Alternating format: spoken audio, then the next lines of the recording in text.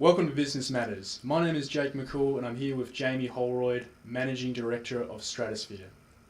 Jake, how are you? Good, thanks, Jamie. It's great to be here with you, and always good to talk about business. It's a pleasure.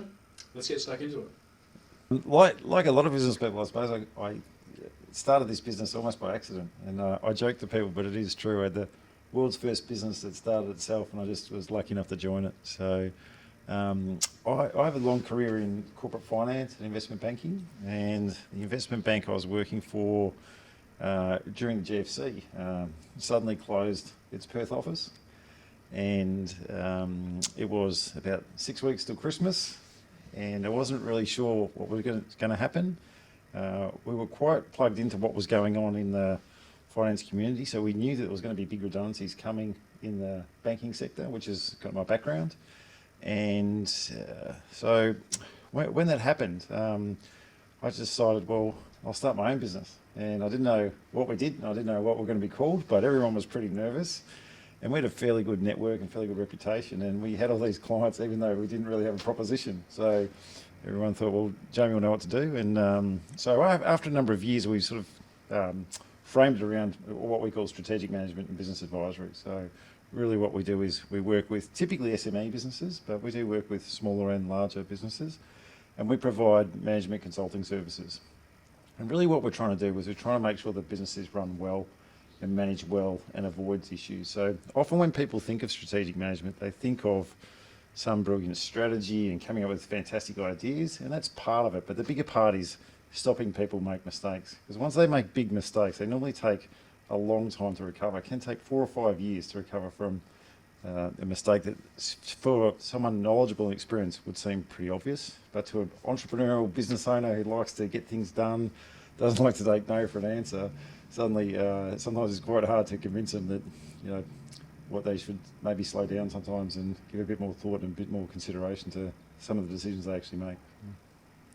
Can you tell me more about your experiences with these mistakes? Yeah, yeah, sure. Well, where do we start? So let me give you an example, right? What tends to happen is most of the clients we work with are in that what we call the emerging corporate space, and the reason that's the case, and for people who are not familiar, our definition of emerging corporate is businesses that turn over somewhere between 10, 15, 20 and 50 million. So we're in that space where they're starting to get large, starting to get very large. Typically, the businesses are started by some sort of entrepreneur. It might be a tradie made good or someone had a great idea. They tend not to have a corporate background, so they don't know what they don't know. And typically what happens is, as a business grows, when you're a small business, it's very different. So I kind of like it, it's a little bit like the evolution of education. So you go to primary school, you go to high school, and then you go to university, and it's very, very different. So it's a little bit the same with running a business. So you can't have a sort of the primary school approach when you're in university, because it's just not going to work. Now, when I'm young in my business, I like to make decisions, I like to do things quickly, I know what's going on. As I get larger, that's what made me successful as I'm small actually becomes a real detriment as I get larger.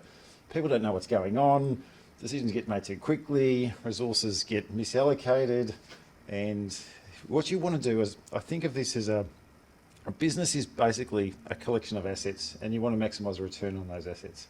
So those assets are financial, they're human, and they're also physical. So you want to make sure you have the best use of people, the best use of plant and equipment, and the best use of cash resources. So we want to maximize the return on all those things. So let me give you an example that we might have a business owner who thinks it's a good idea to maybe diversify some of their wealth. I've got my business and all of my wealth's tied up in this, so I should diversify and maybe buy some other types of businesses. Now that sounds like a good idea in theory, and it sounds like a sound strategy, something that sounds quite practical, but it's very difficult to run a couple of different businesses at any one time. It's very difficult to have core competencies across particularly unrelated businesses. So it's not unusual for a business owner to go out and buy something else that they know nothing about, that they have no experience in, no knowledge in, but they have this belief that because they've been successful here, that will translate. And that often does not happen at all. So we see a lot of business owners particularly. Now, At Stratosfear, we have a very unique set of skills and experience. Now, part of that is we've been involved in a lot of businesses. When I say a lot, 15, 20 odd businesses that have gone from something very small to something in the tens or hundreds of millions of dollars. So it's a unique sort of viewpoint that we have from that experience. We also know that when a business owner sells a business for tens of millions of dollars, what typically happens is they'll destroy more wealth in the next 18 months at any other point in their life. They'll go off and they'll buy another business and it won't be successful. And that's a pattern. So what we look for, one of the things that we're big on, so my background is I'm an economist, and I'm really drawn to looking at patterns in things, saying, here's a bunch of unrelated variables. Why is this apparent? Now, my first sort of inclination towards being involved in strategic management was when I was in my early 20s. I was working in corporate finance. I worked in the corporate part of a bank, and I was very curious as to why did these customers all become corporate businesses? What did they have in common? What were they doing that was different? Now, everybody wants to grow their business and become large, mostly, but these ones seem to get through. And the percentage of businesses that survive, so most businesses don't last more than 5 years, the number of businesses that get to 1 million or 10 million or beyond that becomes increasingly small. So it does take a unique skill set to get to become a large corporate business. Now, the one thing that I sort of observed was that the large corporate businesses, so people who come through that emerging corporate space, they tend to have fairly good management information systems. In fact, very good management information systems. They tend to have low levels of gearing, so they have a strong balance sheet.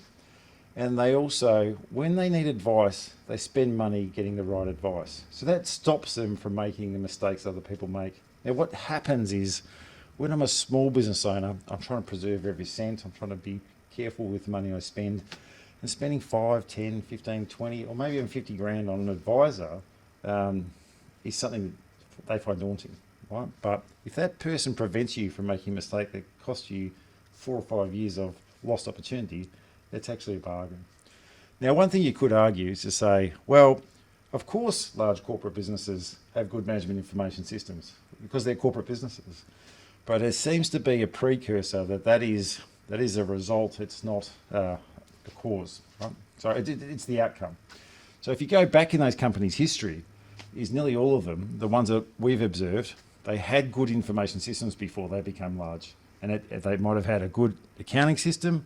They might have had a series of Excel spreadsheets, but they were on top of the numbers. Now, one of the things that we try and educate people around is, what is your economic model? How does it work, right? What is the return from what you're doing? Now, when you understand that well, it makes it easy to model. And so people who model that will then have that in place as they grow. The other thing that you could argue is, well, when you're a large corporate, you have a strong balance sheet. But again, these people seem to have that before they became large. Now, what tends to happen is when I'm running a business, I have lots of money washing through my account. Well, let's say I turn over $2 or $3 million, and I actually feel quite wealthy. I might not be profitable and I might not be cash flow positive, but there's money there and I can spend it. I can take it out of the business and buy a house and buy a car and go on holidays, and I look rich and I feel rich and all my friends think I am. But eventually what happens is the negative cash flow catches up with people. Now, the people who go on to be very good, they leave the money in the business. It's funded mainly through retained profits. They live quite meagerly. They might not have a flash house. They might not have a flash car. They're obsessed with their business. It's their passion. And they see the best return for the money that they've got is to invest it in the business and continue to grow. Now, once it gets to a certain size, and a certain size is normally around $40 or $50 million in revenue, the business has matured to the point where then they can start to take money out of the business without detriment to the balance sheet and to the opportunities for the business. So. You're originally from Victoria, is that right? That is correct, yeah. Is your business experienced in both Victoria and Western Australia, or are you fully based here? Yeah, so look, my background is I grew up in Geelong and I worked in the corporate bank in Melbourne, and it's just a strange twist of fate that that was during the period when that surfwear industry down in Torquay was going nuts, right? Those businesses were growing at 40 and 50% year on year. And I just happened to have that unique sort of exposure of my professional work in Melbourne and my geography of where I live, which put me in contact with those people, and it's fascinating to observe. Right, so I learned a lot from observing those businesses. Then what happened is we did very, very well down in Geelong, and then I was transferred to Tasmania to set up a regional corporate bank down there, and we had similar results. We had the whole state effectively to ourselves, everyone else trying to service out of Melbourne. And one of the things that taught me was that it doesn't matter where you are, it doesn't matter how tough the economic conditions are, that people can still thrive. If you get the right people, the right environment, you can still do very well. And then in the early 2000s, I came to Perth, and Perth in those days was in a technical recession on the back of the Asian crisis. So the Asian crisis happened in 1997, 2 or 3 years later, you have the flow-on effect of that. But what happened in the early 2000s, and people love to rewrite history, there was this mining boom before anyone was calling it a mining boom and anybody recognised it. And I'd go out and see businesses, and we come from the recession and pretty recessed conditions in Australia during the early 90s, but more so in Geelong and regional Victoria and also Tasmania. And then when I came to Perth, I started to hear these stories about people couldn't get workers. Right, these are stories I hadn't heard since my father told me in the 60s when you didn't like your job, just walk down the road and get another one, which is kind of where we're at now, right? So I've gone this sort of 50-year cycle, and the experience of working with those surfwear companies meant that I was quite well versed in dealing with fast-growing businesses. And so we sort of developed an expertise around that, and an expertise that was quite rare, and did very, very well. So, and we've been here ever since, mainly for that reason. So. You spoke about mining. Is some of your clients based in those industries? Yeah, so look, in terms of what we do, we work for nearly any sort of business, but what we don't do is we don't do pure mining, we don't do pure property, and we don't do pure agriculture, right? Mainly because they're more specialist fields, and there's people with greater skills in those areas, but we basically do everything else, and we do services to those industries. So, yeah. Tell me more about what's involved in the work you do. Yeah, well, look, it's interesting. What the work we do, and we're full of paradoxes, right? So, and I often say to people that running a business is a bit like life, right? Is you have to be this and you have to be that. So, let me give you an example. Is I say that it's a bit like life. Life is very fragile, right? If you don't breathe for 3 or 4 minutes, you'll probably die. You fall out of this window here, you'll probably die. Cut yourself, you might bleed to death. There's a whole bunch of things that mean that your life is incredibly fragile. Catch COVID, some disease, whatever, you're gone. At the same time, life's incredibly resilient, right? The oldest person in the world lives 124 years old, I think their world record is. If you go to the bottom of the deepest ocean, there's life. If you go to the top of a volcano, there's life. And so life is both incredibly fragile and incredibly resilient, and it's both those paradoxical things at the same time. And business is a little bit like that. You've got to do this, but sometimes you've got to do that. And it's more of an art than a science. So, yeah. What about, how did your business cope during COVID? Did that put any challenges? Look, it did and it didn't. I think that there was just enormous liquidity, like world record historic levels of liquidity pumped into the economy, which meant that a lot of businesses that were in trouble before COVID actually were better during COVID. Now, we used to run our seminar series, which we paused during COVID. We're about to restart them again. But one of the things we were talking about then was Australia headed for a recession? Right in the lead up to COVID, because it looked like it felt like it. And you might recall there was a bunch of high profile Australian businesses falling over, a lot of retailers falling over, a lot of high-profile restaurant chains were falling over at that period of time, and they seem to be coming in relatively quick succession. And the COVID, low interest rates, government stimulus, the fact that people were working from home meant that people probably felt a bit more secure in it as well, but didn't really affect our business too much. We had a few logistical challenges where some businesses we weren't allowed to visit on site, some of those restrictions.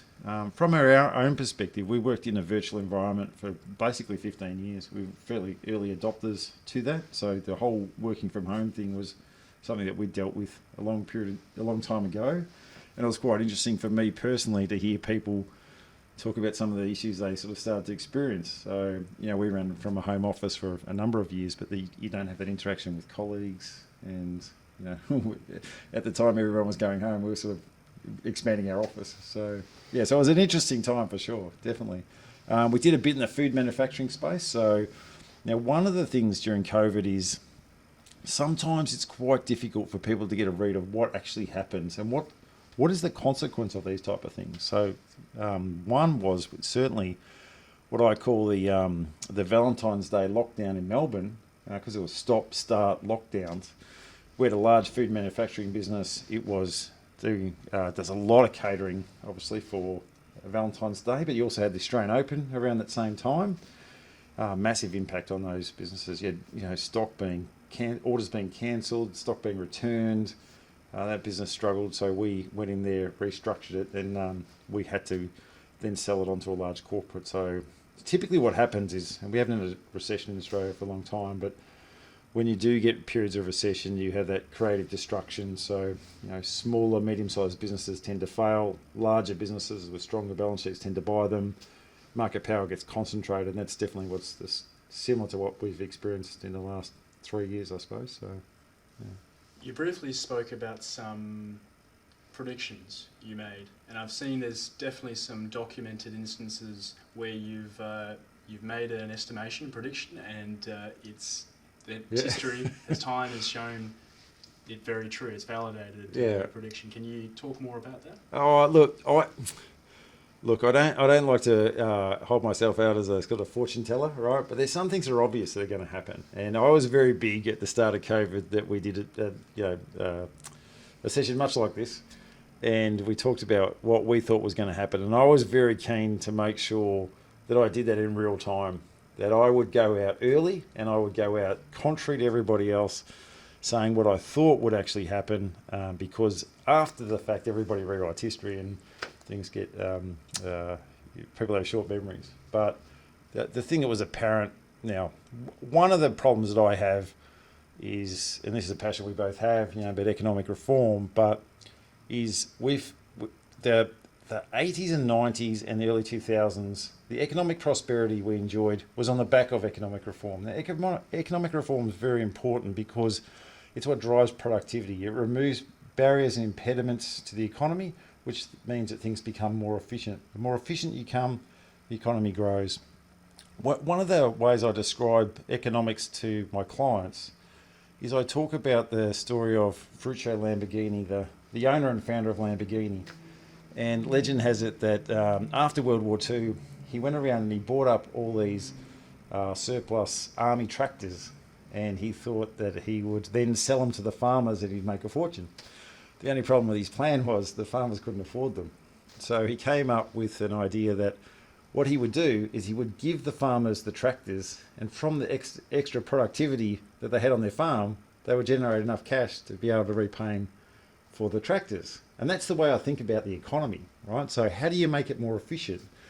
Now, we're in a period, I think, in a long period, basically since 2007, that we're in a period of reform, re-regulation, more rules, more interference, right? And I think it makes it harder and harder for business. So we see a lot of businesses at the moment struggling. You've got increases in superannuation. Now, when you work in a big corporate and you work in government, those things are not a problem. But when you're in a small business and you're expected to run by the same rules and you don't have the scale, you don't have the efficiency, you don't have the expertise, these things make business harder and harder and harder. And now in WA, we've got the local Cultural Heritage Act. So it's going to add more complexity, more challenges, more costs, and these things tend to add up, and it makes the economy more and more difficult. So what we want from our perspective is we say, we want to push for reform. We want to build the case for, liberalising of markets and making things as efficient as we can. But what we could see going to COVID is really a repeat of what happened to GFC. During the GFC, now it was interesting for me because I feel like I was more affected by the GFC than nearly anybody, that most people I know, because the investment bank I work for closed its Perth office and I lost my job. Everyone else was getting, free TVs and money for this and money for that. And it was quite interesting for me that I felt like I was one of the people who got nothing, nothing from the government from that. So, and sticking with my economic and political beliefs. Well, that's good. But then coming into COVID, you say, why do we have a problem? You say, because government and policymakers keep making the wrong decisions and there's no one pushing back on them. So how do we deal with the lack of economic reform? Well, we get low interest rates to do all the lifting. I remember I used to work at the ANZ Bank, and Sol Eastlake would say, if you halve the cost of interest, you'll double the price of housing. And that's exactly what's happened. It was predictable. I watched the Reserve Bank, and I think the Reserve Bank's got it wrong a lot of the time. And I've been saying this not as in the last year or two, but for a long period of time. They raise interest rates too high, they raise interest rates too low, and they seem surprised by the outcomes they get. But the Governor of the Reserve Bank saying that they weren't going to put up interest rates in 2014, and we've had 11 or 12 interest rate rises since. And those things have real consequences. People make real decisions because they're relying on those. So you would expect that house prices would get expensive. You would expect that wages are going to be flat. And that's not a great recipe for economic growth going forward. I think one of the shining lights for the economy at the moment is that the advent of AI, cloud computing, they're the things that are driving efficiency and keeping the economy going in the face of some of the other headwinds that we're tackling. I'm not surprised by the large government debt. I'm not surprised by the collapse of the building industry. I'm not sure if anybody was paying attention during the GFC and what happened with the pink bat industry. If you're going to pour incentives into an industry, how's it suddenly going to expand when demand drives through the roof? The supply is just not going to come through, right? They're predictable problems. You can see them coming a long way off. So they're the sort of things that we talk about in business. So, well, what are the predictable problems that we really should be able to avoid? If they're predictable, then we should be able to see them coming. So, Jamie, can you tell me about payroll tax? Yeah. Well, Jake, you must know me too well, right? Payroll tax, my hobby horse issues. So I think that if someone said, Jamie, tomorrow you're the Prime Minister, what's the first thing you'd like to do? Then get rid of payroll tax would be issue number one. But, now, what's the problem with payroll tax? One of the problems is when I talk to the Joe public about payroll tax, they don't even know what payroll tax is. They're thinking about the tax that comes out of their pay.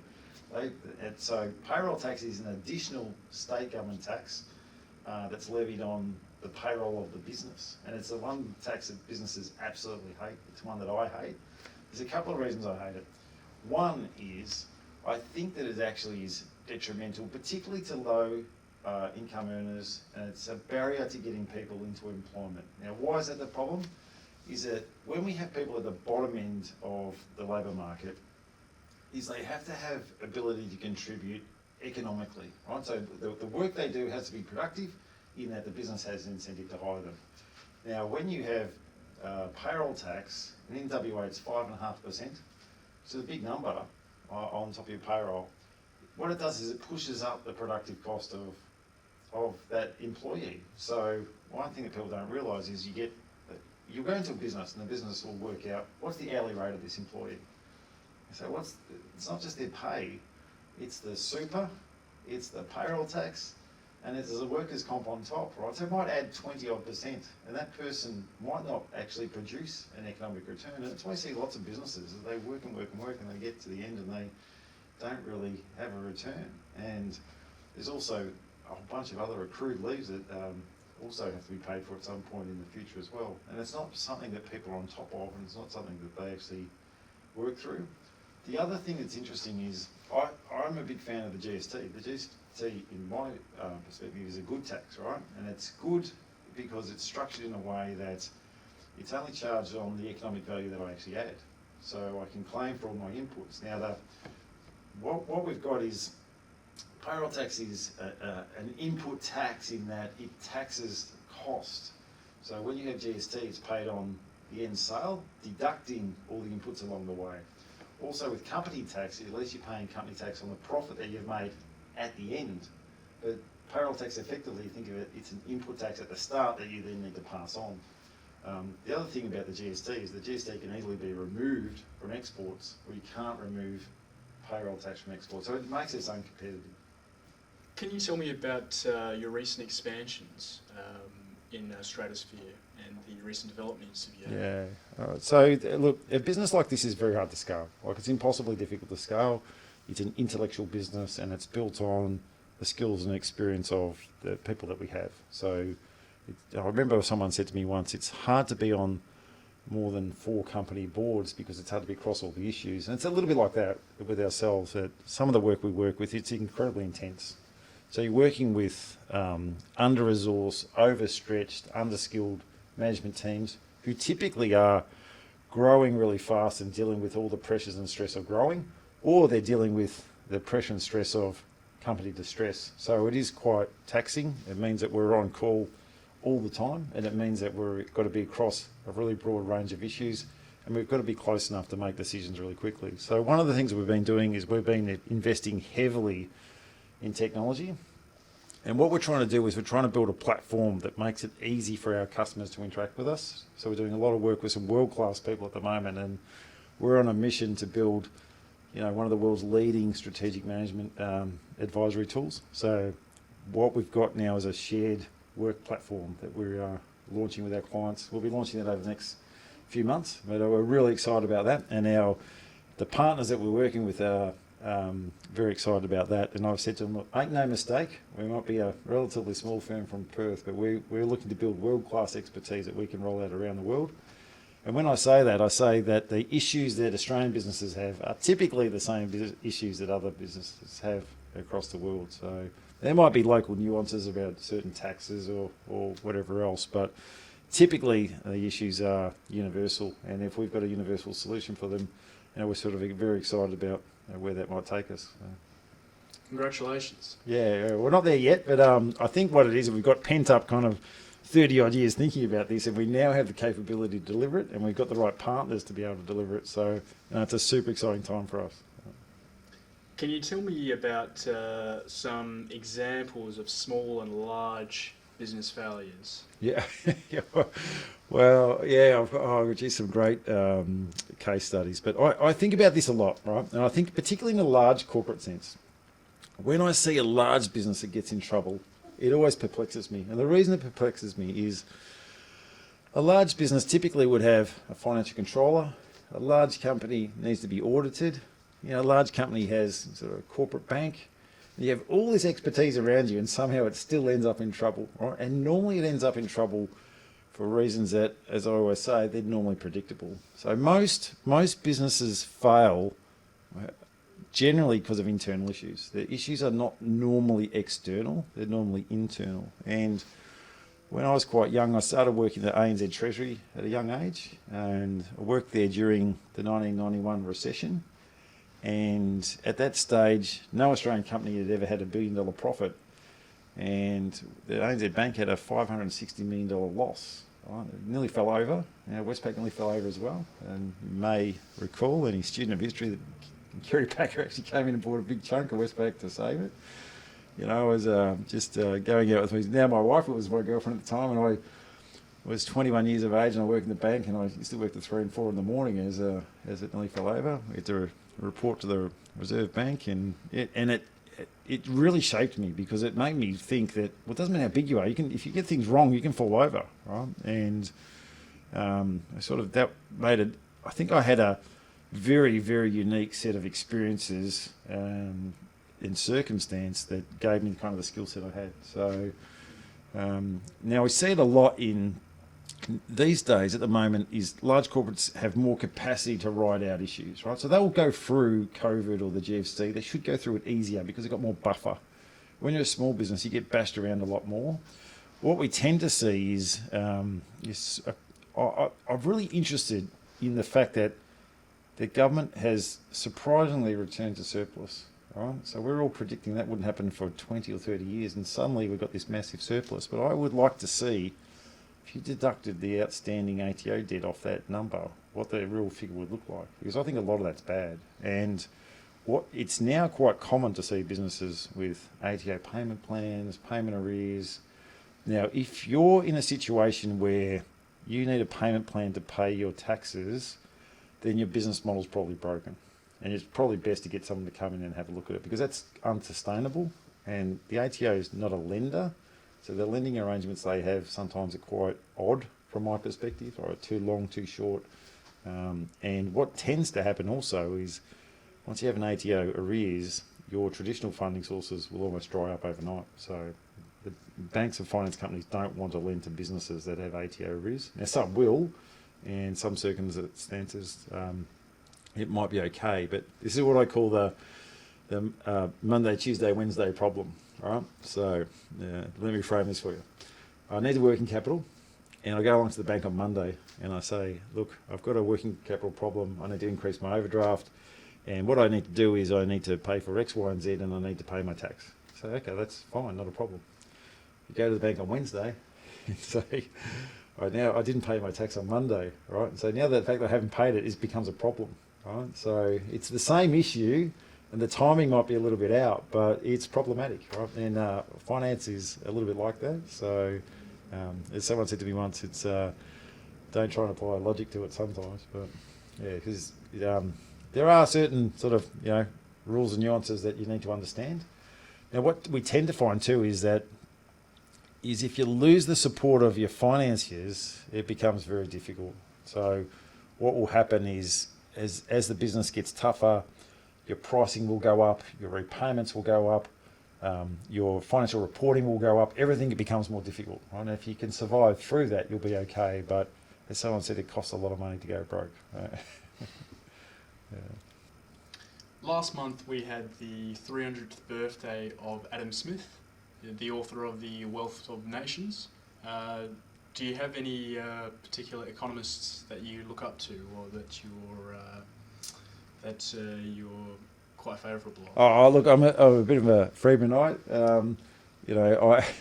I think that Milton Freeman, not only do I align with what he thinks, but I love the way he delivers messages too. So, and I think you look back at those things and they don't date.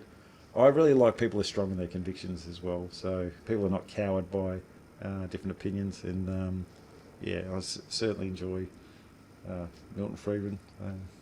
Excellent. Thank you very much, Jamie. You're Do welcome. you have anything else that you'd like to comment on before we finish up? Look, I think that the economy's at an interesting point. One of the things that messages I like to get across to people is when you've got an issue, it's best dealt with, right? Best dealt with properly. So what tends to happen in business is you can actually find yourself under siege. Running a business is much harder than people think. Like, it's much, much harder. And when I get a very personal, private view of lots of business people, most large businesses tend to have a near fatal experience. Right? And people don't appreciate that, but it's like if you see a lot of documentaries or movies or biographies on business owners, is they'll have a period where something went wrong, right? And they got it wrong. Now, that is almost the making of a business. All right, so we talked earlier about the paradoxes, but you can underperform because you never really have any problems, right? And if you don't have any problems, you can trundle along in sort of average mediocrity for a long period of time. But if you get yourself in a world of trouble, then you've got to do something. Now, you think about it like this, Jake, is if you have a cancer scare, you have a heart scare, what are you going to do? You're going to become healthier, right? You're going to become much healthier than if you just didn't have those issues. You might lose weight, you might eat better, you might stop drinking, you might sleep better. It's exactly the same with a business.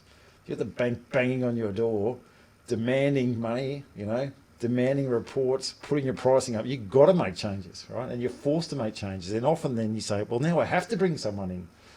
Now, this is the thing that we do love what we do, but I do hate the fact that sometimes we get brought in too late, right? I would like that people said, you know what I want to do? I want to run a world-class business. But let's get some advisors in while we're young, while we're learning, right? But what tends to happen is most advisors typically get brought in when there's a problem. One of the things that we're big on is we want to make sure that we have a thorough gating process. So I might have mentioned earlier that we're looking for patterns. Who are the clients who work well? Who are the clients who don't work well? Now, one of the things we know is we might get brought in, and this might sound difficult for people to understand, is we get brought in by people who are not the business owner. All right? Now, it's not too often it's the bank, but it might be the employees. Well, we've certainly had examples where the employees are so frustrated that they've said, look, we want these guys to come in and help, and often the business owner doesn't listen. So I say this, and I've got to say with the complete and absolute respect, but sometimes, and I don't want to sound patronising, but sometimes dealing with business owners, it's like dealing with teenage kids, right? They're headstrong, they don't listen. Once they grow up mature, they're probably more open. They've got to learn the mistakes themselves before they're ready. And we know that from our experience that you can't help a person who's not ready. But my wish and my desire was that people would plan more thoroughly. But I'll give you an example, but often we had in some of these real stories that a business owner thinks, oh, what are you going to teach me? Well, I've been doing this for 20 years. What would you possibly have to tell me that you don't have any background in the industry? So I'll give an example where this is the one where the staff were insisting that we came in. So we interview all the staff, we get them in a room, we talk to them, we work through the issues. And what you find very quickly is people have multiple perspectives. Now, this business owner, we did what we call a diagnostic on the business. The business owner happened to be absent from every session that we had, right? Which wasn't lost on me. It almost becomes predictable. We go through it with the staff. Now, in this meeting is that the business owner in the follow-up sort of said, oh, look, you've marked us really low for marketing, right? We think we're good at marketing. I said, well, maybe you're not as good as you think, right? And then so we had a sort of heated conversation around this. Now, one of the things that we're prepared to do is that we're prepared to offend people. We're prepared to slaughter the sacred cows because you're wasting your time otherwise, right? Now, we want to do it in the most polite, professional way that we can. But now, one of the things I mentioned to him, I said, listen, I asked your staff, what is your average transaction value? I said, they didn't know. And he said, what do they need to know that for? And I said, well, if you don't know your average transaction value, you don't know how many transactions you need to break even. You don't know how to plan. You don't know how many resources you need. Right? So there's sort of depth of questions that some business owners haven't sort of turned their attention to.